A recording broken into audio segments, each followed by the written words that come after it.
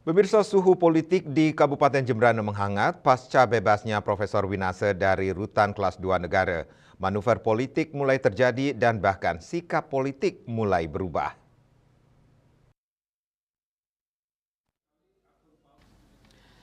Awalnya Nengah Tambe digadang-gadang tetap bergandengan dengan Igede Ngurah Patiana Prisna Ipad yang merupakan putra Gede Winase, kini mulai ada perubahan sikap politik.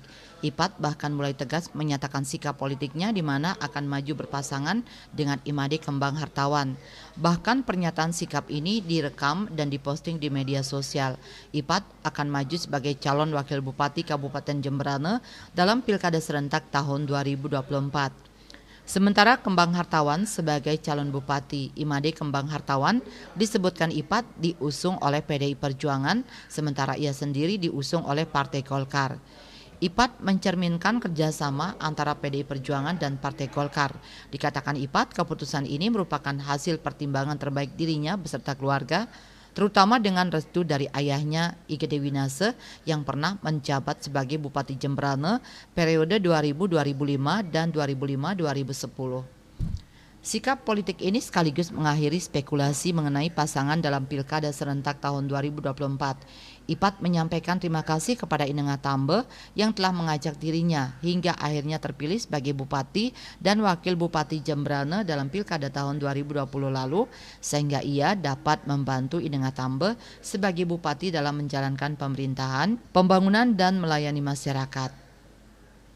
Dia juga menyampaikan terima kasih kepada masyarakat Kabupaten Jemberana yang telah memberikan kesempatan dan kepercayaan menjadi Wakil Bupati Kabupaten Jemberana periode 2021-2024 sekaligus meminta maaf jika ada hal-hal yang tidak berkenan selama melaksanakan tugas berkaitan dengan pencalonannya sebagai calon wakil bupati berpasangan dengan Imade Kembang Hartawan sebagai calon bupati dalam Pilkada serentak tahun 2024.